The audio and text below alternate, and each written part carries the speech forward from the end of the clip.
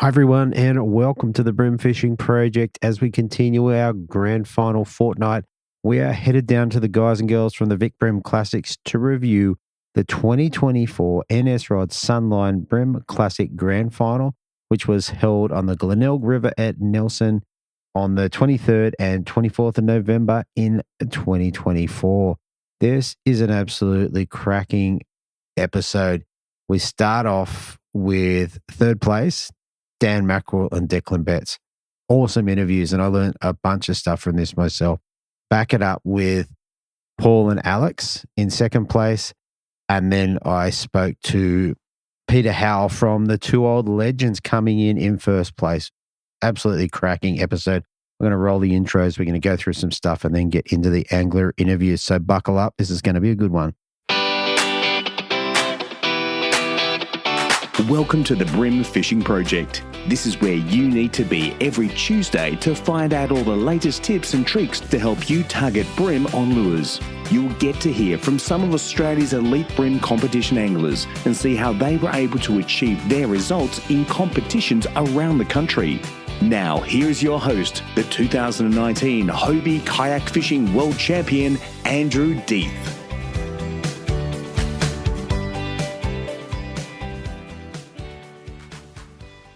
All right. So as we head into Victoria, I want to remind you that a couple of weeks back in the collective, so that's a part of the Bream Fishing Project, we have a little private group where people subscribe and pay a little bit of money each month to be part of that group.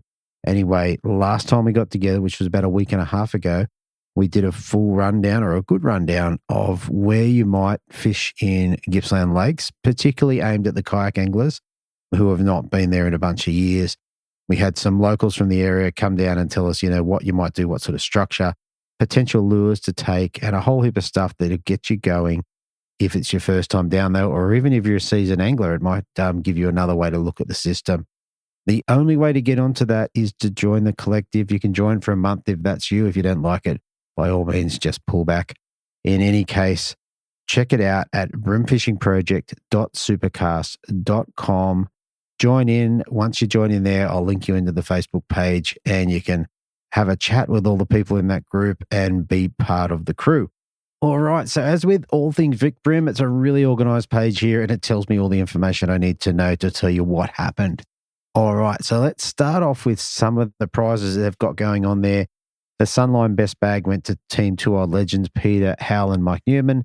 They had a day two bag of 5 fish for 4.825. The Eco Gear Big Bream went also to Team Two Old Legends, Peter Howell and Mike Newman, who weighed in a cracker at 1.14 kilos. The Zip Bait Monster Mover went to Team Crackers, Sean Pearson, Will and Ben Robinson, who weighed a bag of 5 out of 5 for 4.035 kilos, moving them up 12 places on the leaderboard to finish in 12th position. The Shimano Junior Angler Prize went to Haley Emerson, who finished in 36th place. And Jarvis Kent from Apollo Bay Fishing Charters was also crowned the Shimano 2024 Junior Angler of the Year. So congratulations to Jarvis, mate. What a great effort. The Miller Rogue Prize went to Team Don the Sash, who I kept pronouncing that wrong, who caught a mulloway measuring 70 centimetres. And an honourable mention went to the heaviest perch, goes to Team Lawrence Miller Rods, who weighed a cracking perch at 1.645 and almost hit the magical 50 centimetre mark. All right, we also crowned the Club Marine Team of the Year, which went to Team Samurai Rods, Dan Mackerel and Declan Betts. Our Team of the Year is just an amazing result. Aside from winning anything, they had results of 1st, 4th, 5th, 8th and 4th. So there you go. All right, and just before we move off this sort of thing, look out for the 2025 NS Rod Sunline Bream Classic, which will be the 20th year of the series. The dates have been announced. Check it out and stay tuned for the launch, which has already been done. So there you go. All right, I think we've got one more thing to go and then we'll get into the angler interviews. Okay, so this is one for all you fishing enthusiasts. Zeus Tackle, located at 18/1 to 15 Murray Street, Camden. This isn't just another tackle shop. It's your essential hub for all things fishing. At Zeus Tackle, they are driven by a passion to ensure that you have the best experience on the water, no matter whether you're chasing freshwater bass or battling saltwater giants. Their store offers not only top-notch gear, but also expert advice and support to help both newcomers and seasoned anglers excel in their fishing pursuits. From premium tips to hands-on guidance, their goal is to enhance your fishing game in every possible way. So mark your calendars, get your calendar out, mark it March 21, 2025 for the grand opening day. So there'll be a few sausages there apparently, and you can have a great time checking out all the new stock. So stay tuned on social media for all updates and some special surprises they have in store. Follow at Zeus Tackle and on Instagram at zeustackle.com.au. Remember, at Zeus Tackle, every cast counts, and we're here to ensure that you cast with confidence. Visit them at 18 Stroke 1 to 15 Murray Street, Camden, and gear up for the best fishing trips of your life. Okay, so first up in third place, we have Team Samurai Rods. They dropped 5 fish for 3.67 on the Saturday. Backed it up with a bigger bag on the Sunday of 5 fish for 4.170, giving them a total of 10 for 7.84 kilos. And third place, I have Dan Mackerel and Declan Betts. Welcome back to the show, guys. Evening, Andrew. Cheers, mate. Thanks for having us. Yeah, no, thanks for coming on again. And look, it's been a great year for both of you. You've come away with Team of the Year again. I guess probably if there's a question in that is, what do you guys put it down to? Like, you've been successful quite a number of times. You're always up the top. What do you reckon it comes down to? Look, there's probably a few different sort of responses we can go with that one. It's, I don't know. We do sort of classify both of ourselves as fishing nuffies, I suppose. So we do spend a lot of time on the water. Betsy's probably spending a bit more time on the water nowadays than I am. But look, we've sort of fished these systems now for, goodness, close to 20 odd years. So there's a lot of experience sort of in the background with what we're doing, how we're doing it, and all those sort of things. So that little bit of sort of repetitiveness going back to all these places and understanding fish movements certainly has a big part in what we're doing. I suppose the other part is that we're pretty aggressive too. We sort of aim to try and catch big fish everywhere we go. We're not sort of chasing numbers. We're chasing better fish on our pre-fish days and trying to work things out from there. Okay. That definitely seems to be working for you. And then Declan, you've just recently back from the States for the MLF. How was that, mate? Did you enjoy your time over there? Yeah, had a ball, had a lot of fun. The fishing side of things was a lot tougher than I would have expected, but I equated it to having it was like the Hopkins versus Malakuta. Like, there's two venues, Wheeler Lake and Guntersville, for instance, are next door. Guntersville, you walk up there and it's like Malakuta. You can sort of catch fish pretty much anywhere. Yep. Wheeler Lake's a bit more of a specialty sort of item, a bit like the Hopkins is to a lot of people. So, but the overall experience was great. I got to run a big enough Nitro Z19 around for 6 days. Nice. And challenged myself with some of the conditions and some of the places you had to run into, and avoiding stumps and flats and just basically trying to keep the boat in one piece was enough, if anything else. But so I had a lot of fun and I had some good company, and we experienced enough of America in a short period of time, I think, for sure. Fair enough. And probably a big question, did you bring home any techniques or anything to catch bream with? Not specifically. I did get to see sort of one guy called Ryan Salzman, who was a guide on Guntersville, and watch him focus on the live scope and how he'd do stuff like that, like target individual bass on the live scope on forward facing. And I've never done it, never had it. And so that was very intriguing to watch the way they went about picking them off. So, I mean, it's also like we caught a fair few too many drum, which sort of obviously relates a lot to our bream species in the way they hang down the bottom half of the column. And I felt like if that was what we were chasing, would have been fantastic. But it's just trying to work out some of those. I mean, play around with chatterbaits. You watch some people use them a lot faster and slower, and spinner baits, and you see some of the guys throwing buzz baits over 3 logs and bringing them back, and next thing a bass will come out and take it from under one of the logs. Yeah. Won't necessarily hook up, but he's gotten the response, and you've just gone, oh, wow, like, how the hell did that happen back in there? Yeah. So, some of that stuff was kind of pretty intriguing.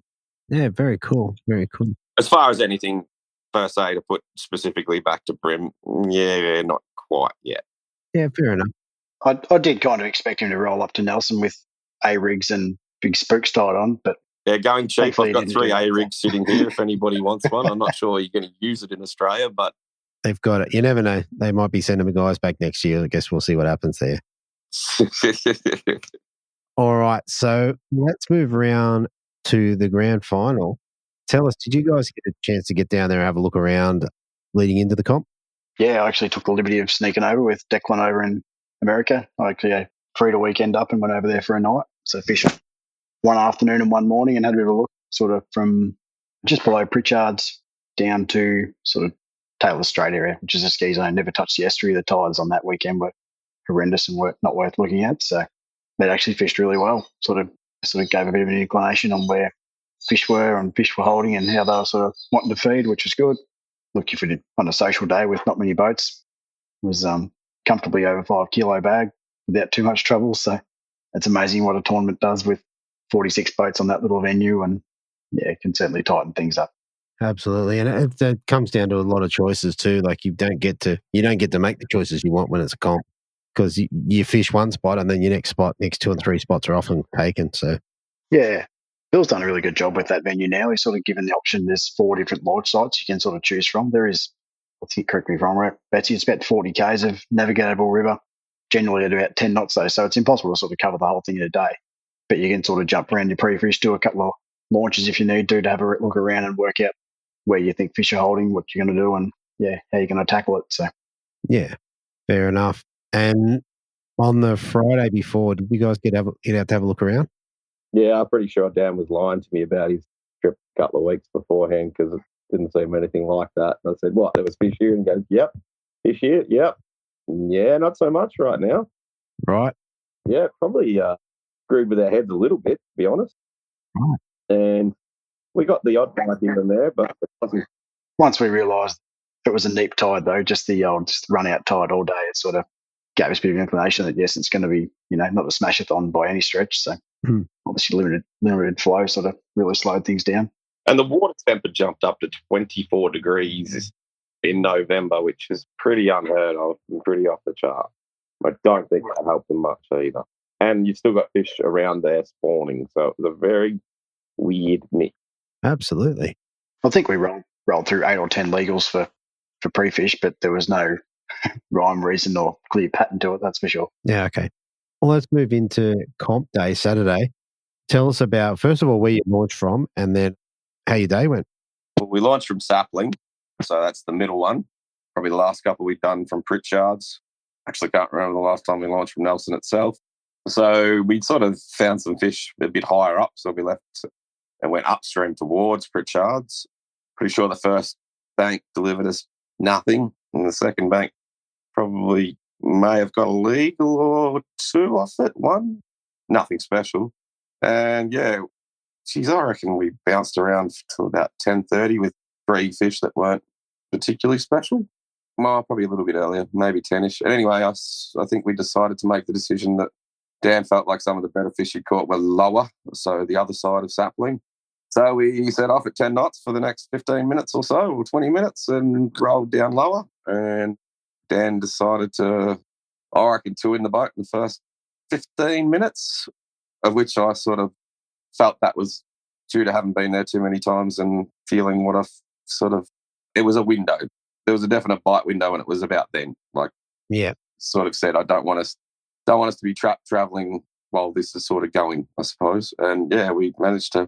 Well, mainly Dan. I don't think I turned up on Saturday. I may as well have been sitting there with the net. And I think I pointed out one little bank where he got an upgrade on. They called that about my quota of help for the day. So, and we just plucked away. I think we probably got 8, 9, at best 10 legals for the day. And, considering there didn't seem much rhyme or reason, and a bite here and a bite there, and yeah, we took it as pretty good, I guess. We were happy enough. I guess we'd like more once we got to the end of it all, but yeah, only blew up 1 or 2 fish as well, fishing heavy structure, so we're pretty satisfied after pre-fish where we were and what we'd done. So fair enough. What were you targeting with? You on plastics or hard bodies, or what that look like? Yeah, mainly through plastics in different weights, just sort of depending on sort of the bank structure on Nelson. So there's obviously sheer cliffs in some areas, and then obviously some sort of shallower rock bars, and you've got sort of some weed edges as well. So it's important to sort of mix your weights up and fish what you need to do there. Yeah. Also, got over there on pre-fish, and I hadn't for 2 weeks prior, but I'd actually, tied on the muss. Okay. I sort of hadn't done too much of that, and I was pretty confident after the pre-fish 2 weeks ago that, I could do some experimenting, and picked up a couple of nice fish on the pre-fish day, so I sort of stuck with that a little bit and got a couple of nice fish on that on day one. Mm-hmm. Where he was game to throw it. Yes. Fair enough. What sort of leaders or lines were you running? 6 pound was the heaviest I was running for the whole weekend. Same. Yeah, 6 all weekend, I think. Yeah. Didn't go any lighter, didn't go any heavier. Okay. And generally just trying to run the Samurai Reaction, the 252, which is a 4 to 10 pound model.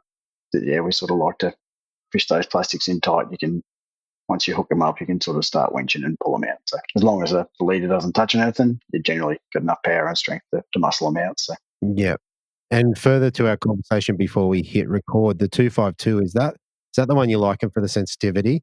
Yeah. Yep. And it's just that little bit of extra backbone as well. I wouldn't suggest it if you were going to go fish flats where you want to use trebles and sort of keep fish on and sort of play them out gently. This is, it's rough, rugged, sort of hook them up, get them out. And they do most of their fighting in the net. So fair enough.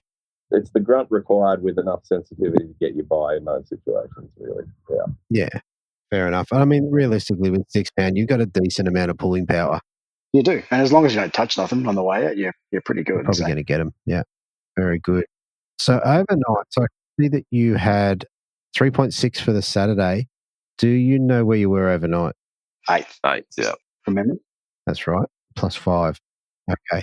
So what were you thinking overnight? You thinking we can win this, or we just try and move up, or what's on your mind? Bream fishing sucks and I want to go home. I think that's about where I was at.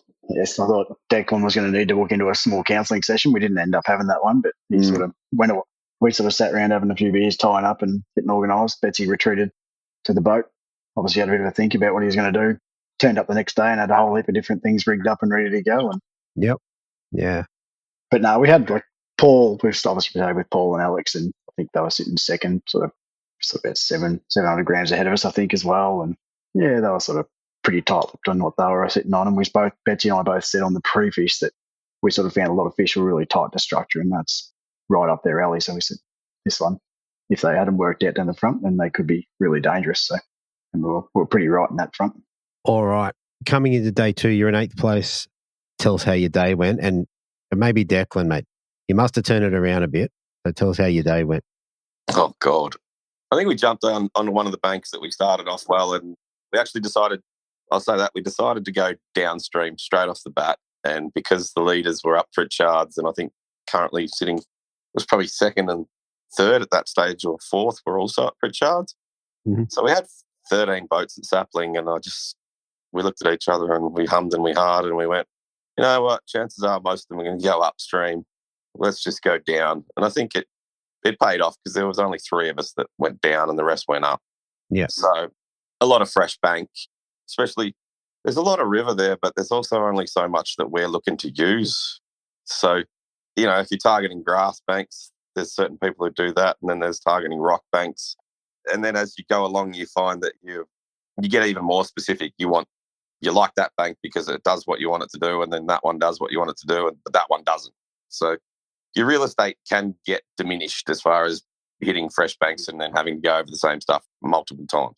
Anyway, I think, I chucked in something, crusty creeper, I think, and caught one smallish sort of legal and thought, I'll have a step up on yesterday. We're away. He got very excited and he's dropped out. I can keep the ball rolling for the time being anyway. But so he did, and he sort of worked out. I think he sort of clued on for himself that he needed to fish really light. The fish he did get, he sort of cast in and hooked up straight away on an edge. So he realised it was sitting pretty high on the water column. Mm-hmm. Like he ruffled around his rod locker and pulled out another one he'd rigged up with like a 1/20th or 1/16th. And he really got to work, I think, I think he had 5 fish in the boat before it even had a bite or looked like getting a bite. Wow. And that was within about 35, 40 minutes. So the mood on the boat and the atmosphere was completely different to what it was the day before. He was a bit sort of flat, tired and sort of run down for the America trip. But all of a sudden he got a bit of wind up and he fished like a demon on Sunday. So that was pretty awesome to watch, to be honest. So there you go. So Declan's just joined us again, and Dan's told us how Dan caught all the fish on Sunday and Declan got none. That sounds good. I like that version. Yes, in all honesty, I felt very lucky to actually squeeze 2 in the bag. I think the way he sort of went, I reckon if I had caught 3 or 4 legals the whole day to his 10 to a dozen, I reckon would have been spot on. So Yeah, so what Dan did say is he said that you banged quite a number pretty quickly. What changed for you? Like, what did you do? Well, I did get one heads up on a colour change of a particular lure, and I thought, oh, okay, I'll give it a go. But also felt like we cast in tight to the ledges quite a bit on a 12th or even on an 8th, and you could feel something just quickly. But that was on the Saturday on the previous day, and I was like, I should know this, I should understand this, and it sort of all clicked a little bit. And like I just tried to slow that fall rate down and ended up throwing a 16th. And I mean, some of these walls are quite sheer and quite deep, so it doesn't feel right. But in the end, I think it was giving it better hang time enough for it as they went past their nose to just grab it. Rather than sunk like a stone and gone, it was there for long enough that they had the opportunity to pick it off. And once you start talking some of these buoyant Elaztec plastics, you try and throw some of them on a 30-second or something like that, you're waiting for a week for it to sink, you know what I mean? And also because of the territory, and I still really wanted to throw it weedless, which, with something like a nail bomb, you've only got a 16th or a 32nd, so sort of was like 16th it is, and that's kind of where I landed. And I just felt like there were good fish sitting under ledges doing next to nothing. But if you went to them and ran it past their face, occasionally one of them lost their shit, so to speak, and decided to bite. So I ran with that for a fair while, and yeah, we just kept targeting likely spots, and some banks you would think were geared for it, but you get up and have a close look and they really are not. And then we sort of decided to turn around and push back up towards because we come a long way down. We come down towards the second ski zone and actually had driven most of that. And so, yeah, we just decided to fish our way back up, hitting likely banks on the way back up. And I think we had 3 pretty good ones for that day and one okay one, and slowly sort of upgrading the bottom one. And then as we got closer to Sapling, we kind of ran out of real estate a little bit. We were back to the launch site, and I think we had, 25 minutes to go. And I said, nah, stuff it. Let's go to this one, the big long one just up above Sapling, which we hadn't fished all weekend. We hadn't even touched it. But again, I said that window of... It looked putrid.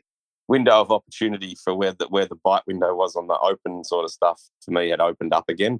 And yeah, Dan, I reckon he got busted off within about 2 seconds of throwing in on that wall. And then he's pulled an upgrader that threw out a 680 grammer for an 800 and something-ish, I guess. So we felt like we'd done as much as we could on that day, Yeah. Most things went kind of how would have liked to have gone, and kind of wish that I'd been that present the day before. We might have been a bit closer. I don't think we were ever catching the winners, but yeah.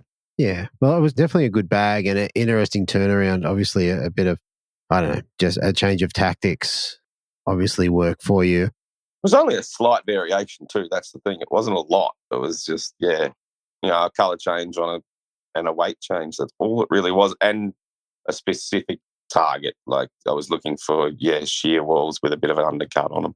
Okay.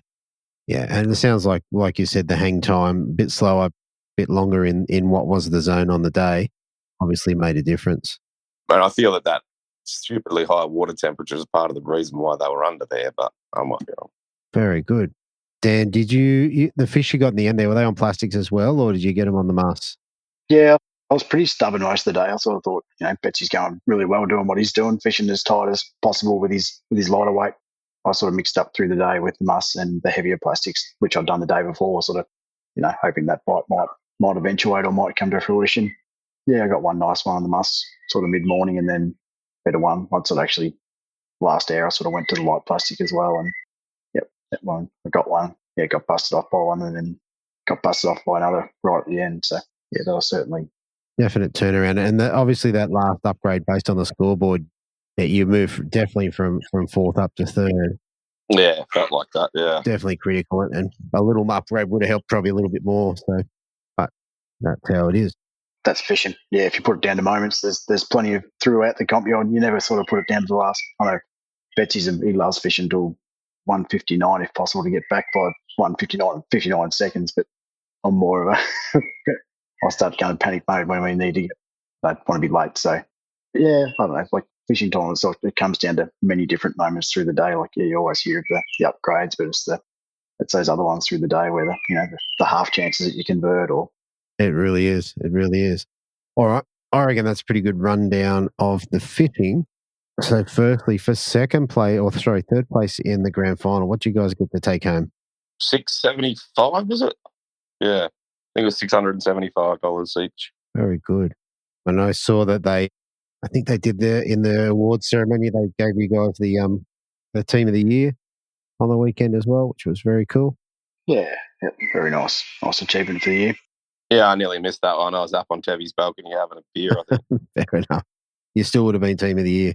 I think so. Yeah, I don't think they were taking it away from us, but Dan's just looking around the corner. You coming? I'm like, oh, yeah, I'm here. Yep. Fair enough. All right, then look, last thing before we shoot off, is there anyone that you guys want to give a shout out to or say thank you to? Thanks to Dan for being about as good a partner as you could ask for. There's times we probably want to kill each other, but we don't. So I think that's a good start. And we bounce well. We actually have good communication. The communication lines are open, and I think that's a big part of it.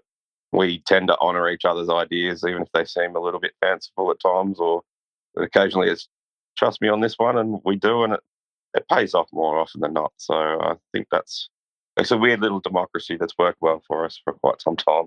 I'd like to, Billy, for running a great series. It's important that we have that to return to every year. Well, and also for me, Frogley's Offshore has come on board. So Dan's been sponsored with them for quite some time, and we've also used their products. I've used them for quite some time as well. And yeah, very chuffed to be able to do that and have something to play with and learn a few new things with. And yeah, very thankful for that opportunity. Yeah, just, housemates for the year as well, Greggy and Alex, and Paul and Alex, excuse me, and Hodgie and his son Cooper as well for the Eastern Swing. Yeah, we always have good times with the people we hang out with, so that's been a lot of fun. And yeah, and the ladies in my life at home, mother who's my boss and my partner who's here, and they're both extremely supportive of what I do, and without them it wouldn't be anywhere near possible. Fantastic. Geez, you didn't leave much room in there, Betsy. You covered that well.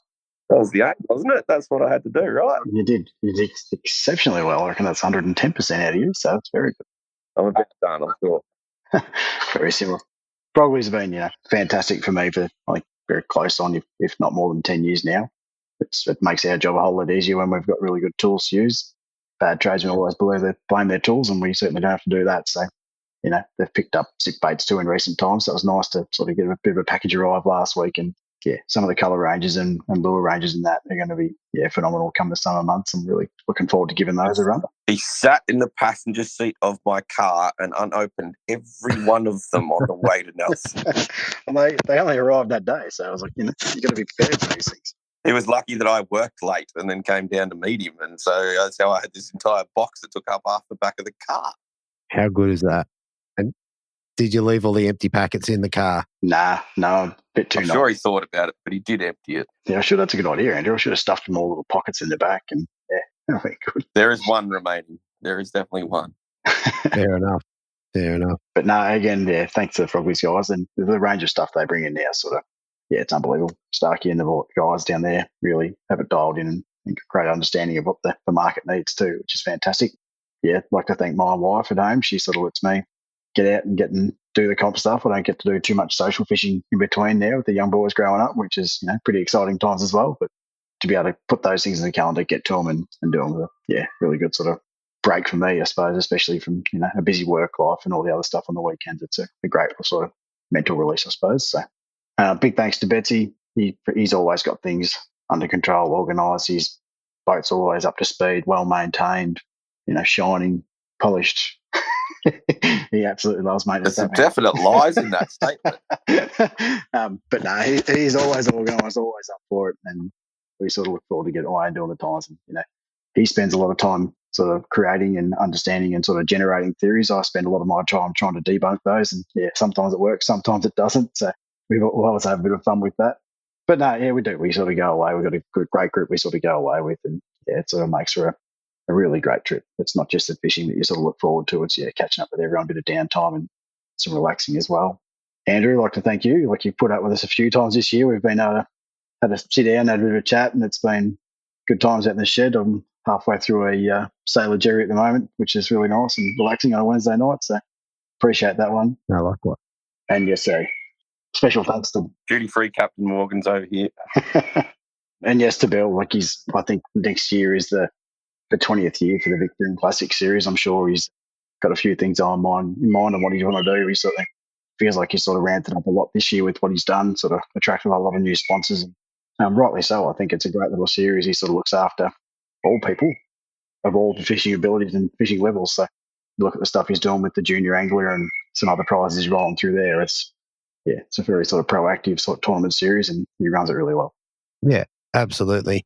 And likewise, it's been great to talk to you guys. One thing I did like about tonight's interview is that day one was more Dan's day. Day two was more of Declan's day. But as a team, you came together and put a good result on the board. Pretty fantastic.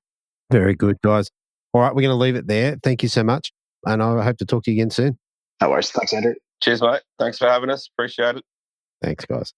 Okay, if you're in the market for a new fishing kayak or looking to make some upgrades to your existing kayak, or possibly looking at fishing kayak fishing tournaments, then HWS is the place to go. They have a full range of Hobie kayaks and stock the latest kayak accessories and are really dialed in when it comes to the best kayak fishing setup for the casual fisher and the tournament angler.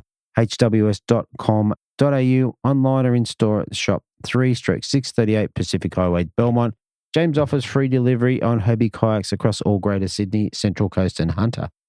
Okay, so not only Hobie kayaks, but they also offer a bunch of accessories. And the beautiful thing about this is, with the magic of the internet and what have you, you can send this stuff all around the country. So one of the things that caught my eye in the kayak fishing accessories is the anchoring and drifting. If you listen to the show a bit, definitely love my drift chutes. James has two here to offer. So he's got the Hobie kayak drift chute. So I've used this one. It's quite a good one in as much that it's got a bit of flotation in the top of it. So it always sits in the same position, as well as a bit of lead weight in the bottom to hold that down.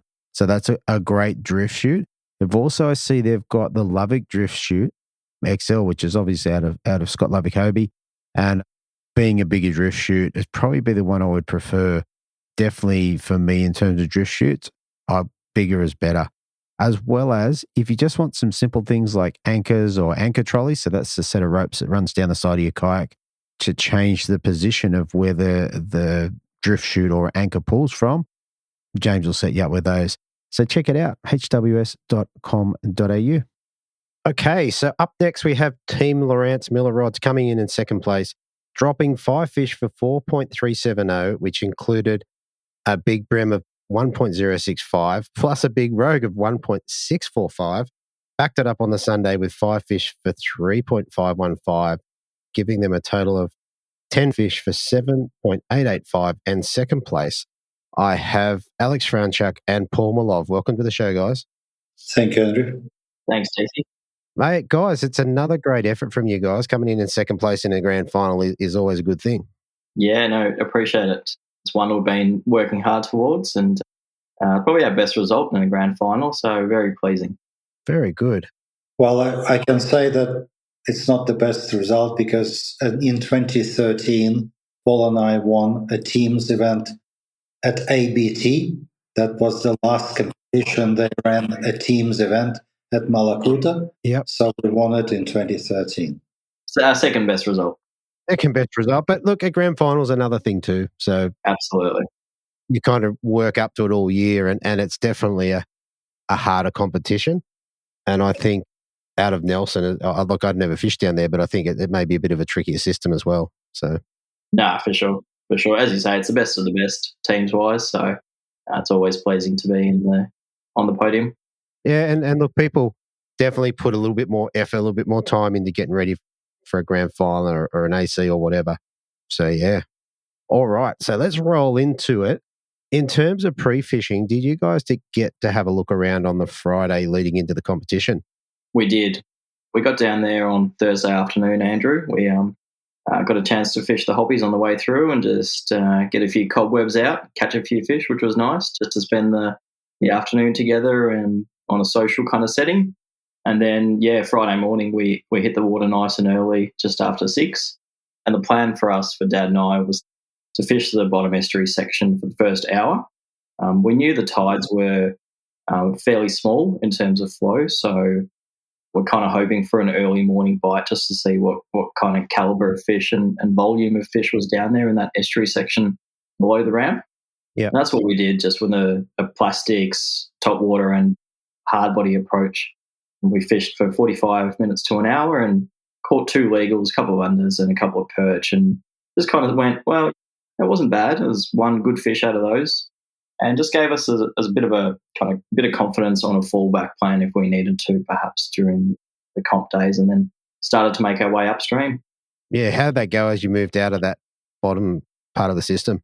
Yeah, well, normally the Nelson portion of the Glenelg River's got a lot of shacks and a lot of really good rock walls.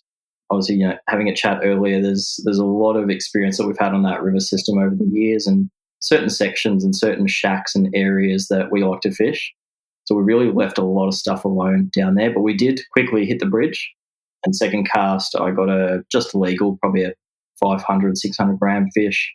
Moved a couple of shacks up, a couple of casts in, got another nice fish from memory. Both fish, actually, just an interesting point. I fished the Outback Bream baits muss, the little muss, this time around. Oh, yeah. Fished it all weekend on 2.5 pounds straight through. I heard that in your interview with Bill. Yeah. So I've really been enjoying it. I was saying it to Dad. I fished at the hoppies. I'm just throwing this little muss into everything at the moment. I'm just having an absolute ball. I didn't lose a single fish, didn't lose a single muss. Just managed to get everything back out. It's just been so much fun learning a slightly different technique. I've tried straight through for different applications previously twice, and I've hated the no feel, the stretch. But for this, I'm still feeling those ticks, those subtle bites that are coming through. I'm still feeling them, through the line, through the rod, and just having a ball. So that was a lot of fun. We got those 2 bites really quick on the muss there at the bottom section. Okay. The only negative when Paul fishes or started fishing 2.5 pounds straight through is my heart starts pumping and racing. My blood pressure goes through the roof, and I'm looking away. Right. There was one particular moment on Saturday where it would have been real bad for him. Are you saying that because he's on 2 pound and what have you, that it makes your job as net person at that point in time, makes that harder? Yeah. As partner, as boat captain at the time, driving away from structure. Yeah. I was going to say, it's somewhat inconsiderate, I would expect. So, yeah. No, it wasn't too bad on the whole. Yeah, look, Andrew, from there, we really just bounced around and started to make our way upstream, fished a lot of the ski zone. It was pretty tough going on the whole our first time around as we started to make our way up towards Donovan's. And Donovan's is kind of that next little town area, I suppose, with a number of shacks there as well. Yeah, right. And we really gave those shacks a good going over. What's that, sorry? I said that's quite a hike from the bottom of the system, I'd imagine. Look, it's not too bad. It's probably a 20-minute kind of travel, I guess, 20, 25. Yeah.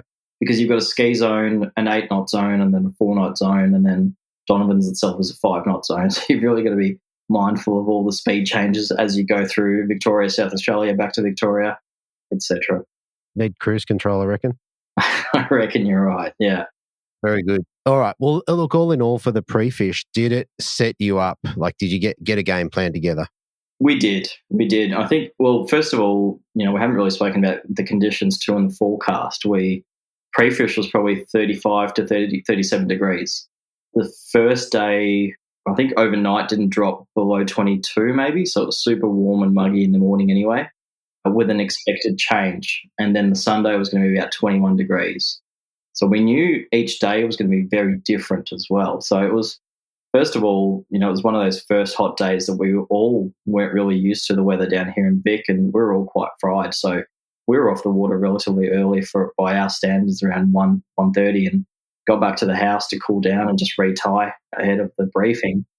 But on our way back down from Donovan's, we went and hit a couple of spots in the ski zone a second time at around that, I think, 11:30 mark, Dad. and we got 2 fish quite quickly.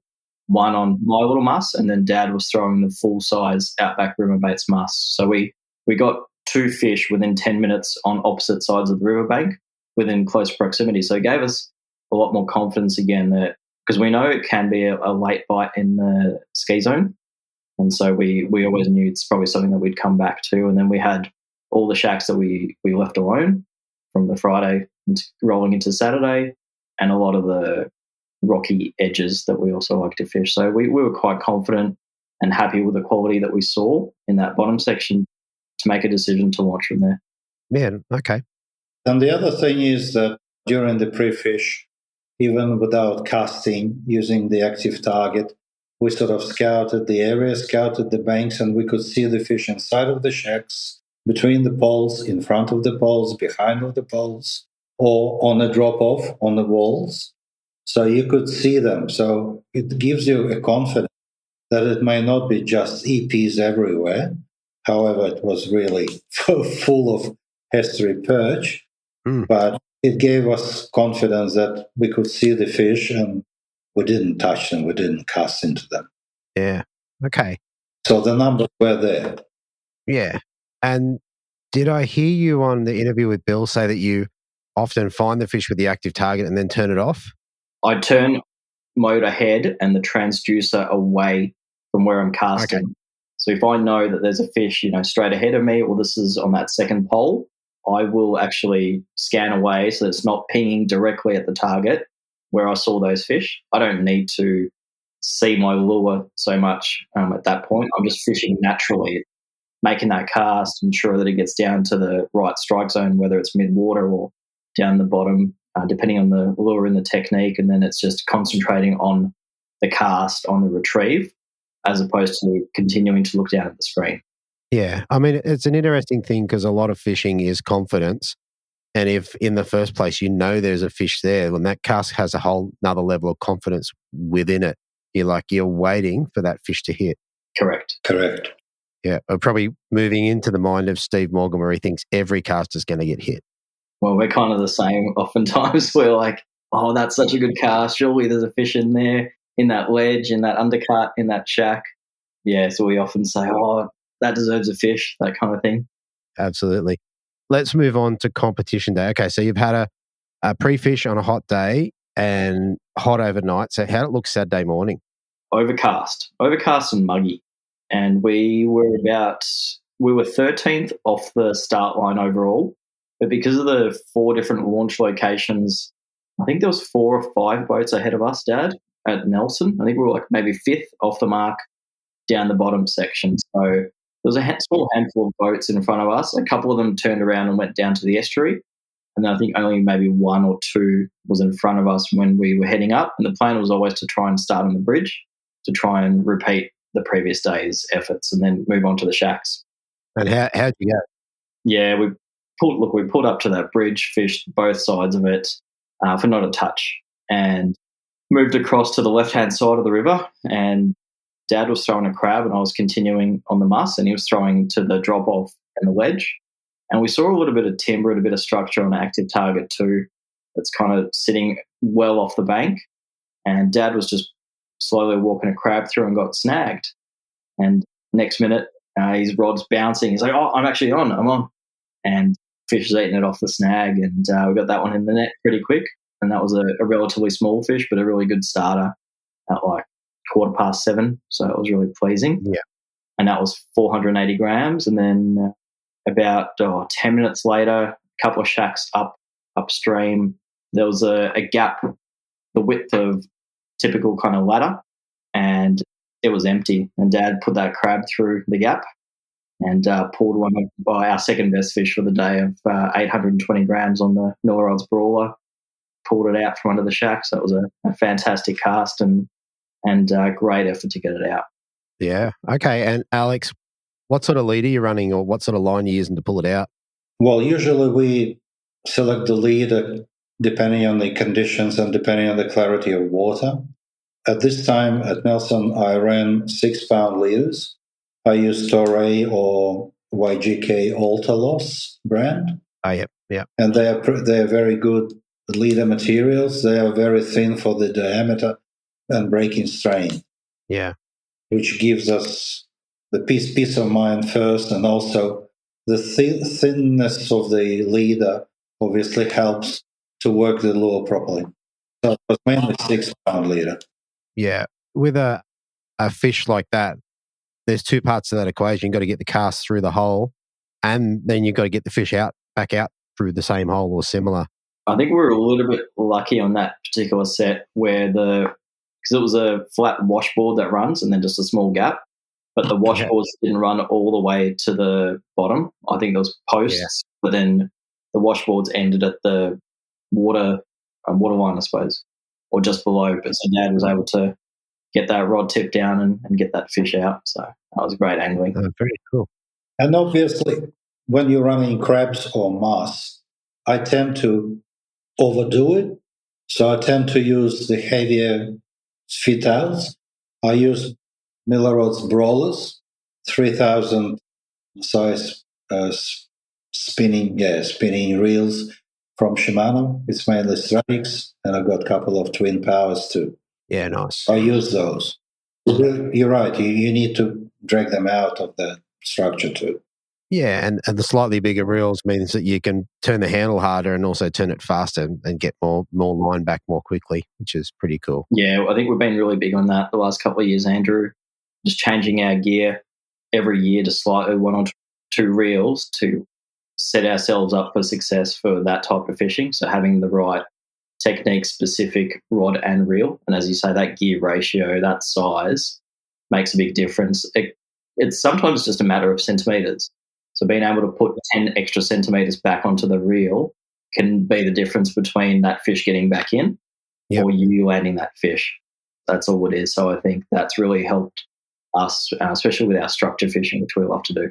Yeah. I mean, the first time I used a much bigger reel, I actually went to a 4,000 twin power up in the racks at Foster, because once you turn, even on a big fish, once you turn its head, if you'll keep winding, it's not getting its head down. It's coming straight to you, yeah.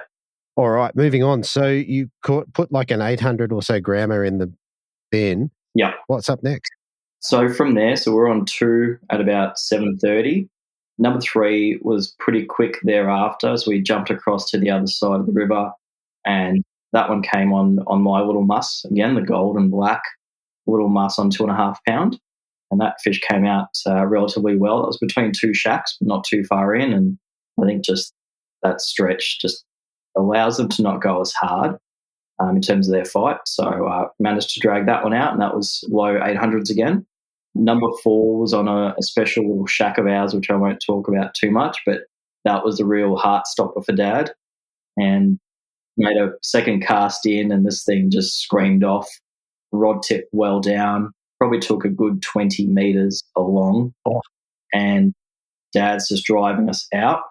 And this thing's just slowly walking back out with us. And, yeah, everything kind of fell into place, and we got that just over a kilo fish, that 1.065 or whatever it was. That fish came out on 2.5 pound as well. So that was a special capture. So that was 4. Okay. So that was a combination of using the boat to guide it out, probably slowly, I'd imagine, and then rod tip in the right position to not touch any structure. We were very fortunate, yeah. And at one point, because I think I did crank the electric speed up a little bit, Dad's like, just back it off maybe a touch. You don't forget you're on the light line.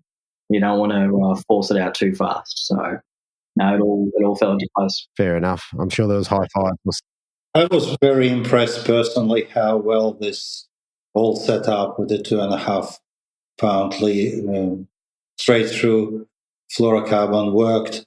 And I'm sure that I'll be changing one of my reels into one of those, because it definitely shows you the advantage. Mm.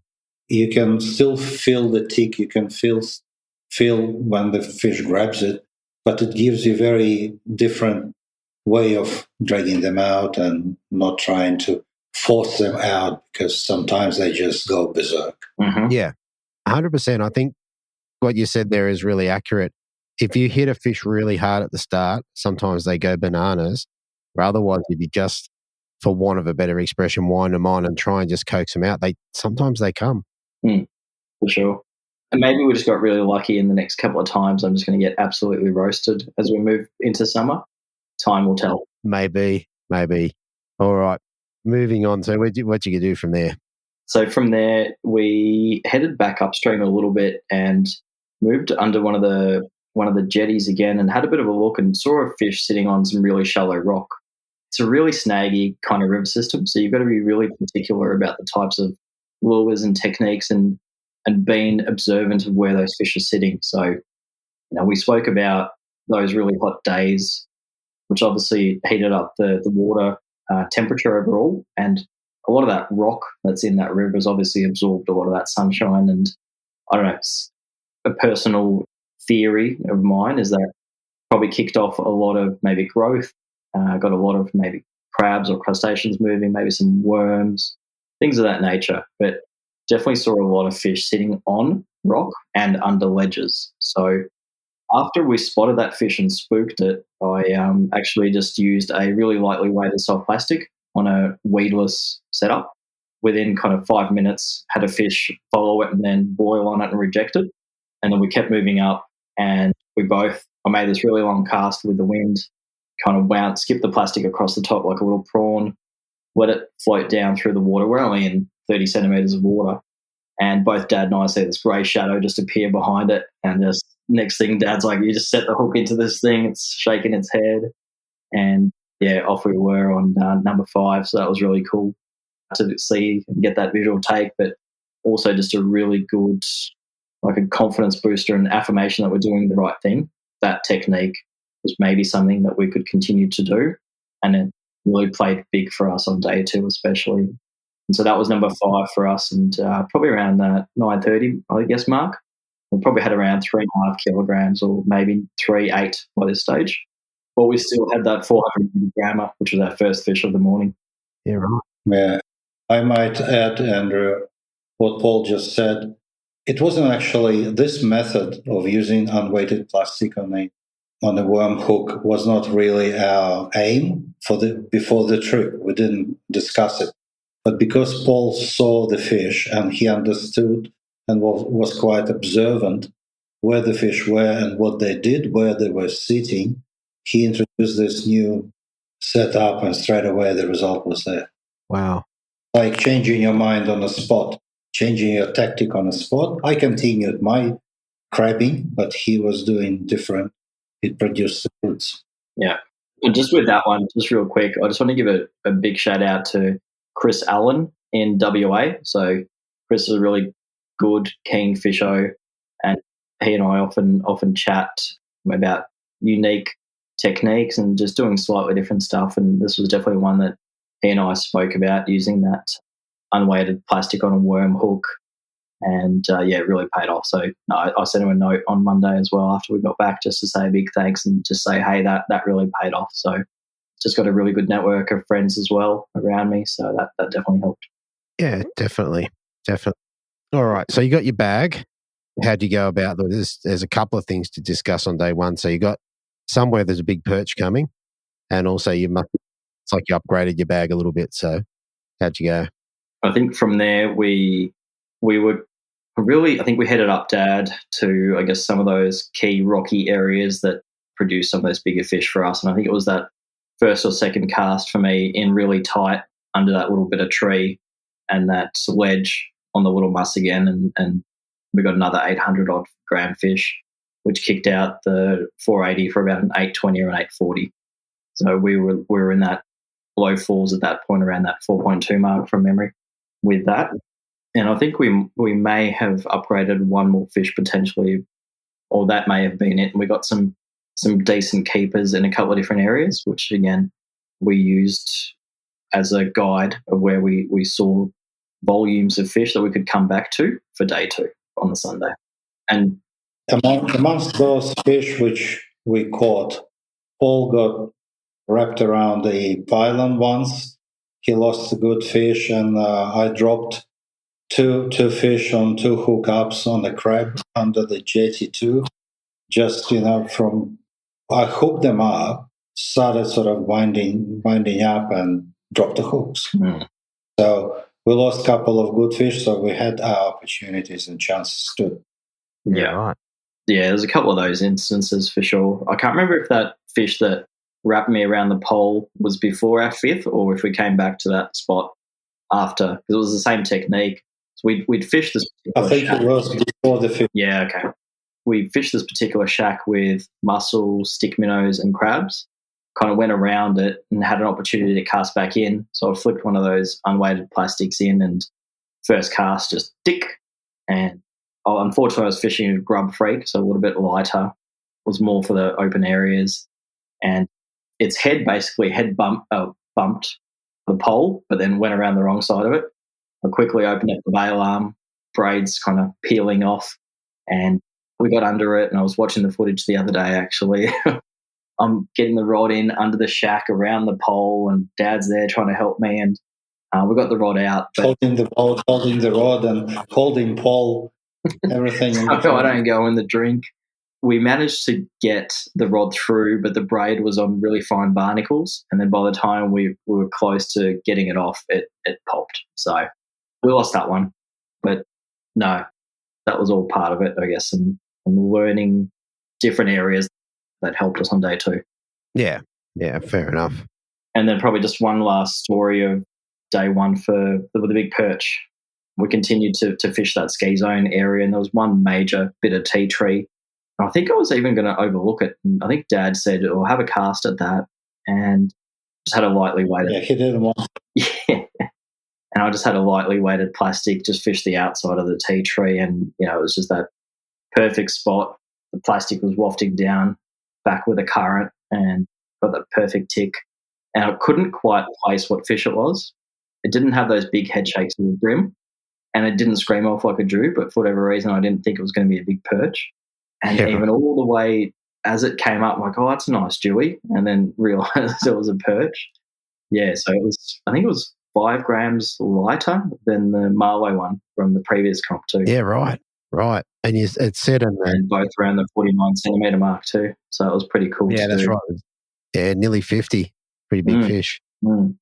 And you got to take home a pretty cool prize for that fish. Not this time around. We missed out on Miller Rogue. No, we got pipped by a Dewey. So first day, it was Monica, who's Bowen's partner, who had the 68 centimetre Dewey. And then Mario and Mikey caught the 70 centimetre Dewey, not far from where we actually caught that perch on day two. Yep. They took out the Miller Rogue prize on day two. There you go. Sorry, I was just reading it off the Vic Bream page, and it said you got an honourable mention.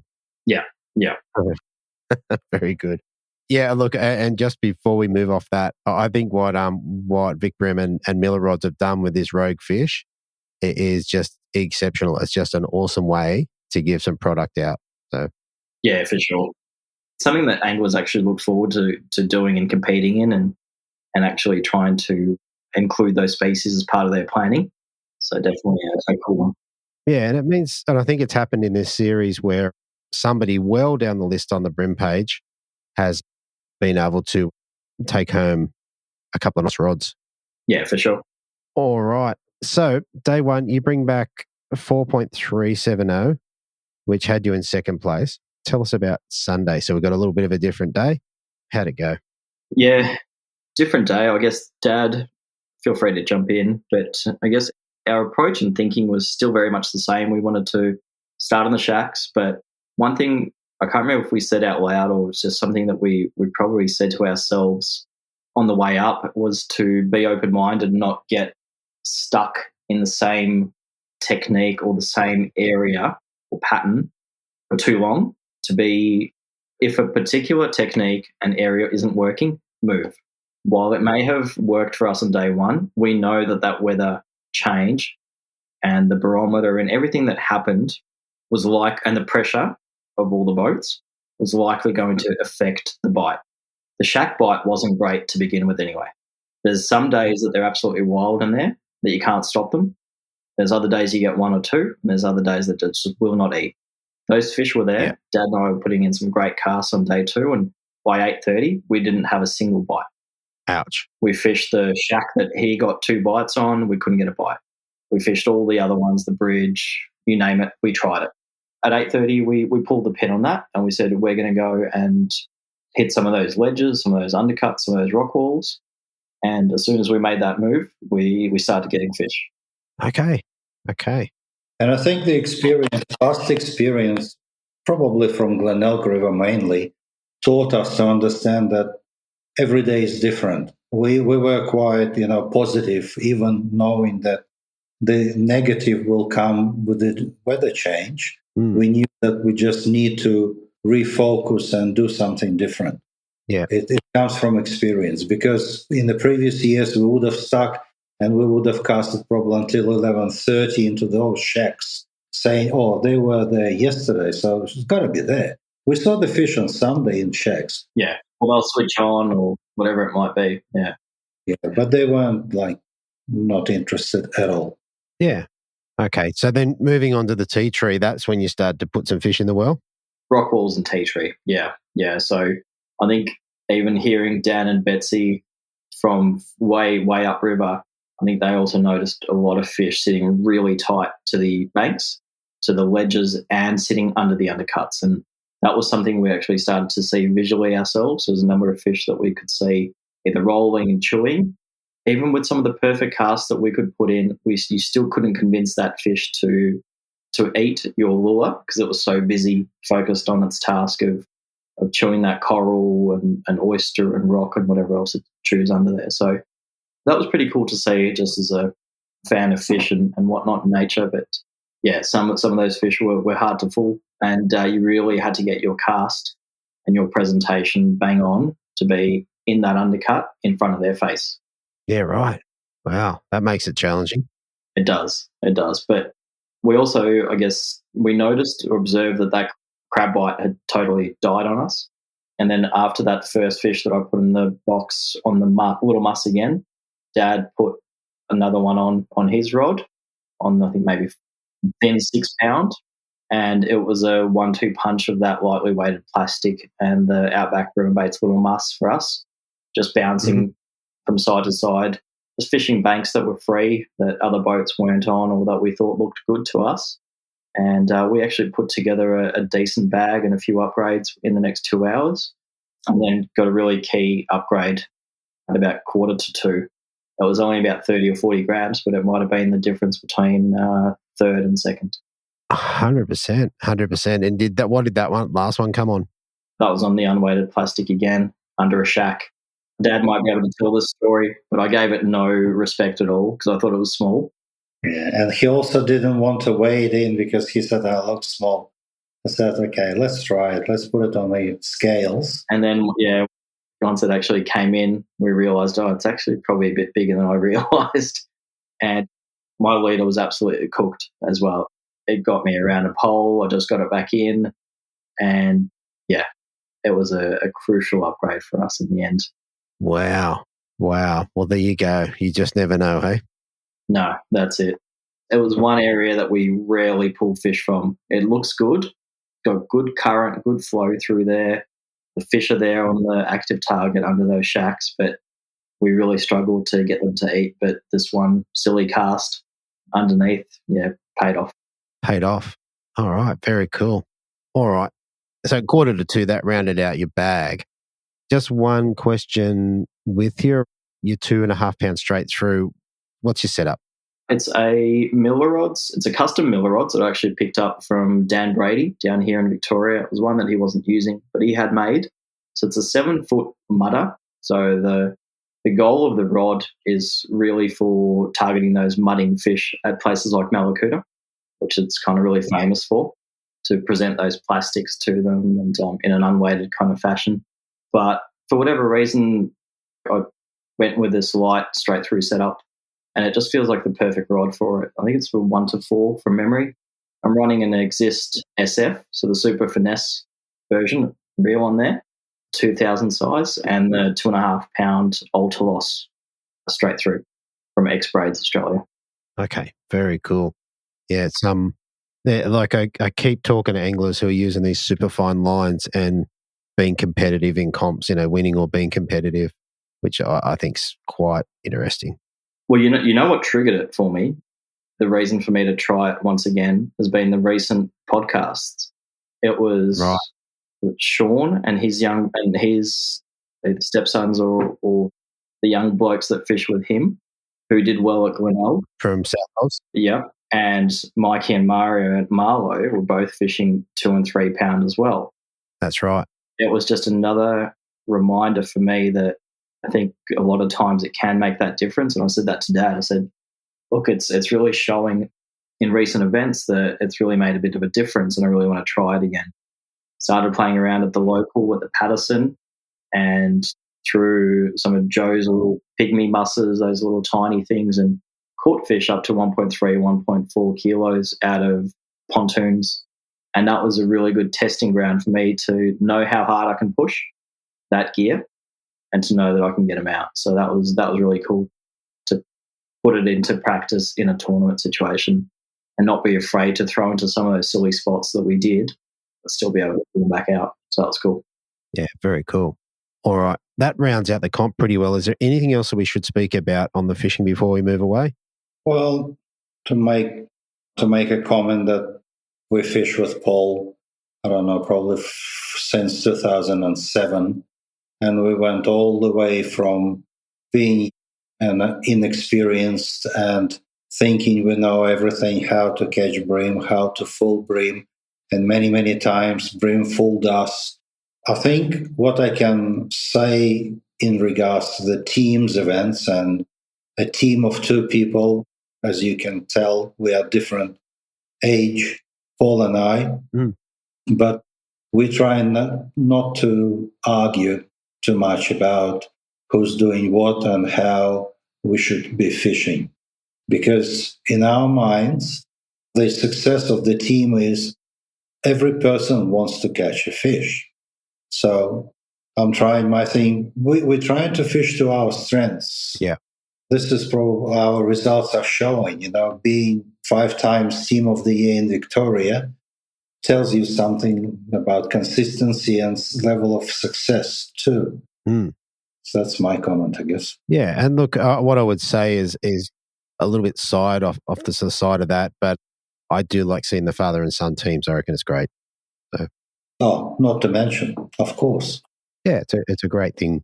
And the other thing is, Paul is helping me to sort of have my gear sorted and rods and reels. And sometimes he gives me his second-hand rod or he buys me a brand new custom for the Father's Day. I treat them equal. I love them all. All my Miller rods are like, I cherish them. Yeah. And I'll be fishing with them forever. For as I can. Very good. All right. Let's move on. For second place, what did you guys take home? It was just over $2,000 for the 2 of us. So I think it was about $1,025 each or $1,050 each, something like that. Correct. 1,025 each. Yeah. Beautiful. And I take it a second place. There must be a second place trophy with that, which would be pretty cool too. No trophy, but we were supposed to get some novelty checks, and it sounds like maybe a local or a visitor to the town helped themselves to all the novelty checks and wanted them for their man cave instead. So we've been told we're going to get those another time. Fair enough. Well, that's an interesting one. I did not know that. Yeah, Bill mentioned that after the presentation. So yeah, looking forward to having the big novelty check in here somewhere. Very good. Very good. And look, one last thing before we shoot off. Is there anyone or any groups you want to say thank you to? Well, from my perspective, obviously my fishing partner. I'm lucky, to fish with Paul. And I learned a lot. When he was younger, he learned from me. And now I'm learning from him and we're learning from each other. That's the main thing. Yeah. Obviously, we're happy to be part of the Victorian Bream Classics tournaments. We almost joined them many, many years ago, 15 or 17 years ago. And next year will be 20th anniversary of the Vic Bream Classics. I also fish some of the ABT events, especially in Victoria. So quite busy. Paul is fishing hobby kayaks when he can. And the other thing is that the technology these days, the sponsors Lawrence are providing to our team is absolutely top notch. And I can't believe how much you can step up in your experience and your knowledge of fish behavior and fish location. That's enormous from my point of view. Yeah, no, good call, Dad.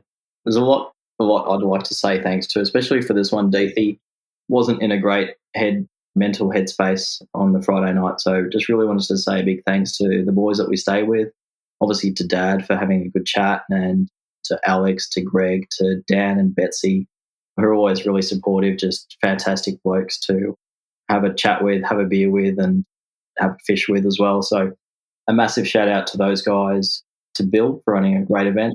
Echo what Dad said, one of the longest running tournament series in Australia, going into his 20th year next year. So a huge thanks to him. Just goes from strength to strength every year. So we're looking forward to that again. Yeah, I've got so many people to thank. As Dad said, we've got Lawrence, Miller Rods, Chris at GFab, Marty at Burley Pro, Scott Lovig at Scott Lovig Hobie as well. We're always, when we're not in the kayak, we're always wearing the SLH wet weather gear as well. So it's got a fantastic range of things there. Gosh, who else? Streaker Marine. Streaker Marine, yeah, for all the servicing and support that they give for the Quintrex. And just a big thanks to all my friends out there, that really good, close group of friends who were able to kind of chat and talk about techniques and ideas and new ways and new lures. Mitch to Dylan to Mitch Chapman and anyone else who might be listening. If I've missed anyone, I'm sorry, but I'm really, really thankful for the friends that I've made between the Hobie series and the Vikram Classic series as well.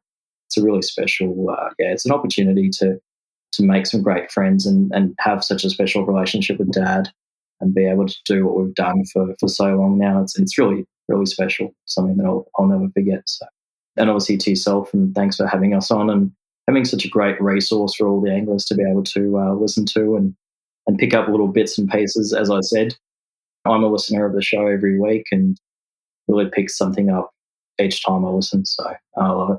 Thank you very much. Too kind. All right, guys. Thank you so much for having you on. I'm glad to see you both on tonight. And yeah, we look forward to talking to you in the new year when you win something bigger and better. How about that? Fingers crossed. Thanks so much, DP. All right. Thank you, Andrew, for having me and giving an opportunity to say a few words. Thanks for your time, and we'll see you next time. Next time. All right, guys. All the best to you. Okay, so last week I spoke to you a little bit about travel rods, about having the ability to maybe be driving past your local waterway and in the back of your car having a backpack, which could contain a rod all rigged up, ready to go, but folded up into your tackle bag. And you can also have, the way these tackle bags are set up, the rod tube, you can have your reel all rigged up, ready to go. So all you've got to do is put that 5-piece rod together. It's got little dots on it to enable you to line it up perfectly without trying to look down the length of the rod, I guess. Anyway, I spoke to you about Jabbers Australia. So I did get out on Friday night last week and took the slack driver and my crossfire lures out on the kayak. So I use this as a normal rod. I actually don't pull it apart very often, and got myself a nice 68 or 69 centimeter flathead on the crossfire, which is very cool. Now, the thing with Jabbers, so if you look up jabbersaustralia.com.au, so I'm actually going to have to go back. I think I actually announced the website incorrectly last week. So jabbersaustralia.com.au, they've got a bunch of things there. So it's not just travel rods. They've got a whole heap of terminal tackle. So some of the stuff includes snaps, trebles, split ring pliers, assist hooks, all the way down to brim size. So from your offshore stuff down to brim size, how good is that? And as well as a whole bunch of other tackles, from hard bodies like little crankbaits through to stick baits, metal slugs, all sorts of stuff. For anyone that's interested, if you listen to the Bream Fishing Project, you're going to like some of this stuff. What we have done for you, the guys at Jabbers, they have given us a 10% discount. So if you go in and enter promotion code BREAM, BREAM, for a short time, we're going to have 10% off your order. So definitely check it out. If it's in your mind to have a look at it, now is the time. This is going to run for a month or so and be shut off at a date yet to be determined. So if you're interested, check it out. Now, I know they've got a couple of lures that particularly interested me in the Bream side of things. Hopefully, I'm going to have a couple of those for Bem River. So if you're down there, definitely come over and see me. Anyway, in the meantime, jump over to jabbersaustralia.com.au. So JABBERSAUSTRALIA.com.au. Check it out. Enter promotion code BREM and get yourself some good gear for a little bit cheaper. How good's that? All right. So coming in first place, I have the team of the Two Old Legends. They dropped 5 fish for 4.430, which included a big bream of 1.140. Backed it up on the Sunday with another big bag. So 5 fish of 4.825, giving them a total of 10 fish for 9.255. Absolutely smashing it out of the park. With me, I've got Peter Howe. Welcome to the show, mate. Thanks, Andrew. Mate, what a cracking comp you guys had. You caught some great fish in what is sometimes a tough fishery. Yeah, we finally put one together and it all worked out well. It is a tough fishery, but I reckon it's improving. The last few years, the numbers and the weight of fish seems to be sort of a lot better than it has been for the last, 5 to 10 years. Right. And is it a system that you have fished a lot over the years? Well, in the Vic Bream arenas, it'd probably be that and Warrnambool will be the two that I've fished the most. So, but probably been down there, 20 times in my life. It's a fair drive, but it's great fun. Yeah, and it means that you're not a new arena to you, so you kind of got some ideas on where you might go or where you might not go. Yeah, well, that's what pre-fish is about, trying to eliminate spots. But yeah, I've got a bit of an idea, and so has Mike. So yeah, very good. All right, well, let's move around to pre-fish. Did you guys get down there and have a bit of a look around on pre-fish day? We did, actually. We said to ourselves, let's set ourselves and get to Nelson early on the Thursday, try and make it as relaxed as possible, get out there and do it properly for a change instead of rushing around. So we got out on the water, 7 o'clock on Friday and put in at Dry Creek. Bill put a text out just before the comp to say that he was going to allow boaters to put in at Dry Creek. So that sort of pricked up my ears and I thought, well, someone must have requested that and there must be some fish up there. So we thought, it's a good spot to be, and you don't normally get there easily. Like normally you go down to the bottom of the system and have to travel up for up to half an hour to get up there. So that's probably a good place to start. Yeah, okay. All right, I'm just looking at Dry Creek. So that's up above Donovan's, is it? Yeah, just above Donovan's where all the little huts are. So, yeah, you're starting to get up into the national park proper in the South Australian area of the river. Yeah, right. Okay. So how'd pre-fish go? Did you find some? We did, actually. We found a couple of banks just up from Dry Creek and pulled some nice fish, just fishing edges. But we moved around a lot, so we didn't get our whole bag, but we got some nice fish. Just after lunch, we decided we'd pull out and just have a look down the bottom because it's been one down there so many times. Yeah. But when we went down there, we just didn't like what we were seeing. We pushed right down to the bottom, right down to almost the ocean, and seemed to me like it was shallow. There wasn't a lot of bait fish around, and there was a lot of slimy green weed. So I just thought, this isn't going to suit Mike and I. There are guys that might pull fish from there, but that's not what we're good at. So I just thought we've got to stick to our strengths and eliminate that. So we thought, no, that's out of the question.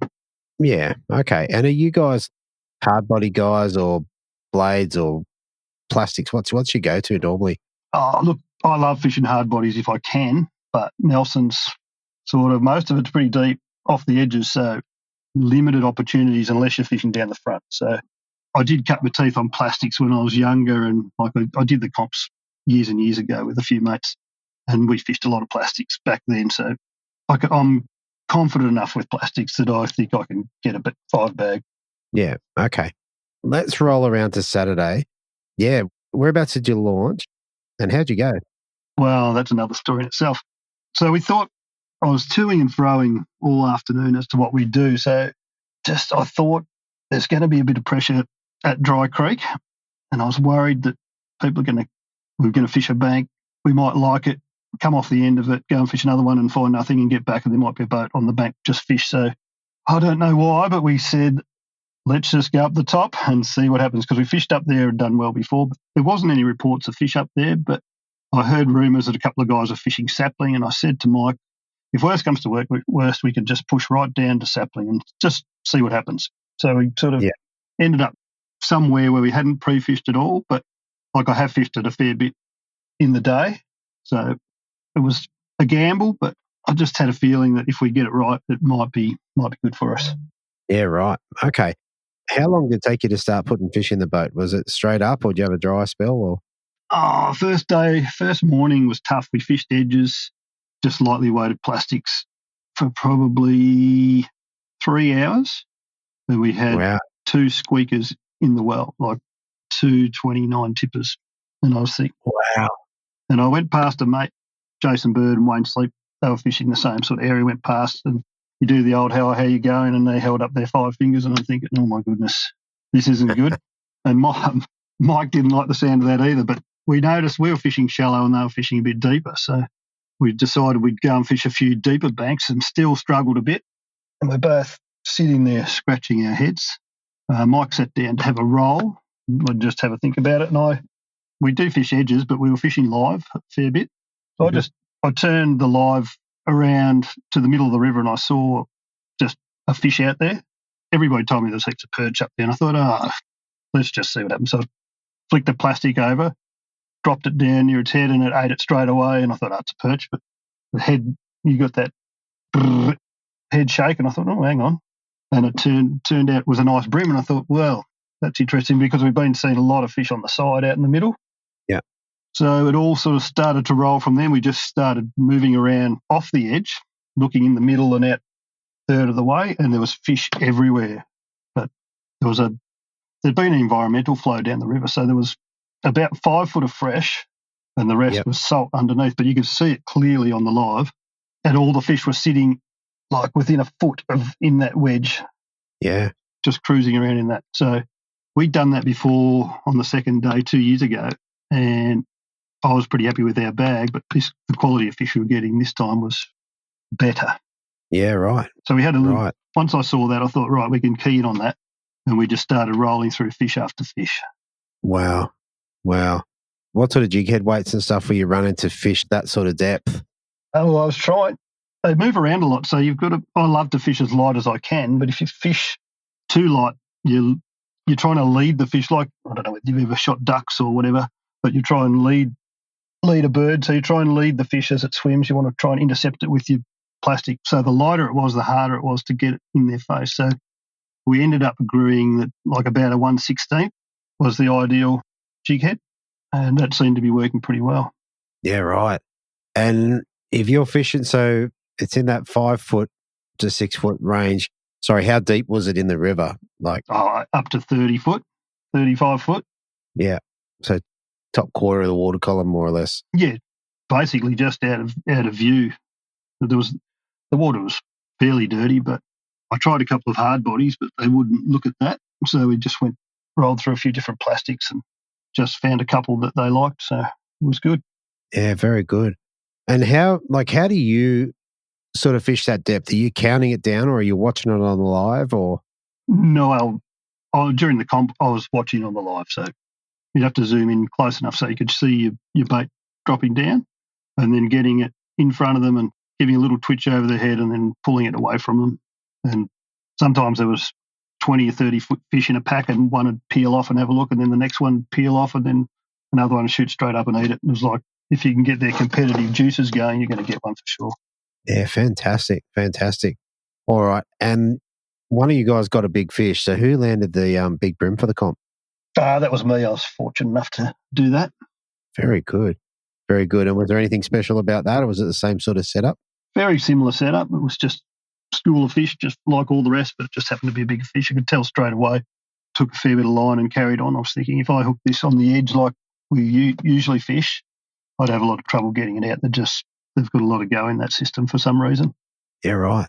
What sort of leaders were you running then? 5 and 6 pound, nothing too light and nothing too heavy. Run of the mill. Yeah, I keep it fairly simple. I'll probably go down to 4 and up to 8 at times, but generally in that 4, 5, 6. And same with Mike. Yeah. Anyway, so that ended up being a great day. You dropped 4.43, which was big bag for the day, and also big brim for the comp, which was pretty cool. Yeah, it was a good day. There was a little bit of, compared to our second day, I won't get into that. There was the big fish, a couple of nice ones, and then a couple medium ones. So there was a bit of a mix. With that sort of bag down there, did you guys go, okay, we're going to be right up there, or what are you thinking? Or do you think we're going to lead? Oh, I never think I'm going to lead when you've got Dan and Declan and Paul and Alex around and lots of other guys. That's that's just wishful thinking. But I was confident that we were going to be in the top 10. Yeah. We've got no phone reception up there, so you get close to 10 to get back to the weigh-in and give a few guys a ring and say how they went. Talk to a couple of the blokes at the boat ramp that launched up there. So, yeah, we were pretty happy with our bag, but as most blokes that know me will tell you, I'm hopeless at guessing weights as bags. Absolutely hopeless. Some guys can do it to the gram, and I don't weigh fish, but I've got no idea. Fair enough. Oh, well, luckily it's not a skill that matters. Yeah, that's right. Fair enough. All right. Moving round to the Sunday. So first of all, overnight, what did your night look like? Did you go home and tie all new leaders and, get it all set up? I was intending on doing that, but I don't normally do this, but a couple of boys bailed me up and we ended up having a few beers and sort of staying out later than I normally would. I was determined that I was going to be a good boy and sort of just behave myself and get an early night's sleep and get into it, but it didn't quite work out that way. And that was, I don't know, that's probably a good thing in hindsight. Well, it seemed to work. Yeah. Ease the nerves perhaps. Fair enough. All right. Well, tell us about the Sunday. So you got an even better bag on the Sunday? Yeah. How was that? How'd you go? Well, Sunday we had a plan. So I was pretty confident with what we did on the first day that they'd be doing the same thing. And they were, but they had moved up the system, probably a couple of Ks. So it took us a little while to find. Like, there were still fish where we got them on the first day, but not in the numbers that they were. So we just slowly moved around and found things. And there was a few boats coming and going. So I don't know whether that's because people see results. There was some nice bags come out of Pritchard. So some of the sapling guys, I think, might have moved up a bit further than they normally would. Yeah. So, we were just hopping from spot to spot and pretending we're fishing the edge anytime a boat came past, basically. I like it. And once again on the Sunday, you could see the fish out in the middle on the live? Yeah. Okay. So it's not the norm, and it's probably, a lot of people don't like live, and I can understand their thinking, but we're in a comp and we're trying to win it, so, and I don't think it's going away, so we stick to our guns and keep pulling fishing. No, that's right. I think as long as it's legal and you can use it, you should use every tool at your advantage, Yeah, absolutely. How'd you go in terms of fish? Did you get them early or did you get them late, or how'd that look? On the second day? Yeah, day 2. Day 2 was just all the way through. We had a couple of little quiet periods, but not more than 15 minutes. So wow. we probably rifled through 30 to 40 fish, I'd say. Yeah, wow. And a lot. Wow. Like, it was a nightmare trying to work out the lightest fish. I was listening to Dan talking about it at Meetung without the tags and things. But I can understand his pain now. I don't normally have to worry about rifling through fish for a good bag. Yeah. But we spent a bit of time trying to work that out. A lot of them were similar lengths, but had a lot fatter stomachs. But they were quite heavy fish for their size. Yeah, definitely. It can be a tricky thing, but this comp you won by quite a margin, but sometimes it's just 20, 30 grams. You certainly want to be selecting the right fish. Well, as I say, with bags, I said to Mike, I think we might have 4 kilos this time. Again, we were a little bit out. But the bag was more consistent. I've got all the fish. Right. There was probably 4 fish that were very, very similar, and then one that was slightly smaller. But obviously, they were all around that 900 gram mark. That's right. Yeah, not even a fraction better. Yeah, no, that's very good.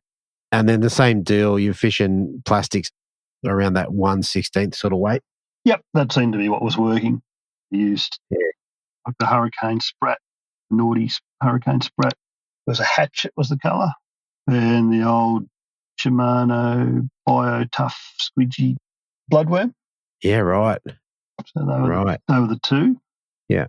We did play with a few crabs and things at pre-fish, but just it's not my deal. I know it's a comp, but I just cannot bring myself to fish crabs. Maybe I'm doing it to my own detriment, but I just... Well, I was going to say not in this comp. What I did have a question for with the BioTuffs, you got a nice little stockpile of them? I did have. Yeah. After the weekend, I've sort of knocked it off a little bit. But yeah, I've got enough to get through for a little while. Fair enough. I must admit, look, in talking to a lot of anglers, the anglers that sort of cottoned on to how good they were, tended to stock up while they were available. Yeah, So, I've got a few mates, that's quite a few, so I might have to be really nice to them in future. yeah, money always helps. Fair enough. All right. But look, all in all, from what I can understand, you guys had a great competition. You caught heaps of fish. You worked out a new plan or maybe an old plan, but you worked out where they were. And then on the Sunday, if you had to follow them up a couple of Ks upriver, that's pretty significant as well to be able to just find them. Yeah, well, we always found them, but they're better fish and more up further. Like I think we had our bag by 8:30 on the second day. So it was just a matter of, once we'd done that, we were happy. And then it was just a matter of trying to upgrade. We just kept pushing around. And once you've got that bag, you can relax a little bit. We were happy to be honest, we were happy to finish top 5. Yeah. But yeah, obviously it worked out a little bit better than that. Absolutely. All right. I reckon that's a great account of the fishing. Now, you guys took home a couple of things for this. So what did you get to take home for the win? Do you remember? As far as prizes? Yeah. Well, we took out big brim. Yep. And big bag. So I put those two together. So I can't tell you exactly what was in or which one was which. So we got a NS rod, fishing rod. Nice. Lots of braid, a whole heap of lures. Like I don't know, maybe $600 or $700 worth of lures each. Wow. Yeah, lots of braid and leader. And obviously taking out first prize, we won. Bill gave us some cash. I think it was $1,750 each. And obviously the Helix 9 Gen 4s, one each. So that was fantastic. Yep, absolutely. And the trophy that he gives away every round.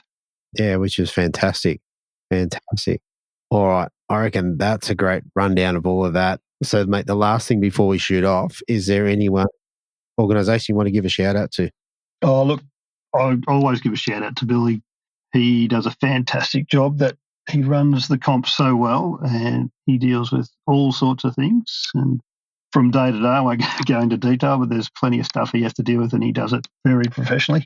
Obviously, I might thank the sponsors, but I'd really love to thank the sponsors that have supported for a long time, like BLA, Humminbird, endless amounts of sponsors. Like Ian Miller's come on board this year. He's been fantastic for the Miller Rogue Prize. Yeah, all the sponsors have been fantastic. And none of this would be, like, nobody would have a platform, probably including yourself, if it wasn't for comps like this and the sponsors that support them. So that's where my thank you goes to. Absolutely perfect. All right, mate. Listen, I want to congratulate both of you. It was a fantastic win to win a grand final is just awesome. That's what everyone really aspires to at the end of the day. Yeah, no. Yeah, congratulations. Thanks for coming on, and I hope to get to speak to you again soon. No worries. Thanks, Andrew. Thanks, mate. Okay, so there you have it, everybody. I hope you enjoyed this episode, as we've got one more episode to run. We've just got the Hobie Grand Final to round out 2024, and that gets us up to date. So moving forward from then, I think the next round, we had one round of the AFT. So they started their season in December. We've got to that, and then we're into ABTs and all sorts of stuff. So stay tuned over the next week. It's going to be a fun few weeks and a very busy few weeks on the Bream Fishing Project. So thanks for listening. Yeah, and I'll talk to you tomorrow on the Bream Fishing Project. Thanks for listening. Hopefully you were informed, inspired, and entertained. If you were able to learn something or just enjoyed listening, please consider subscribing and rate us on your favourite podcasting platform.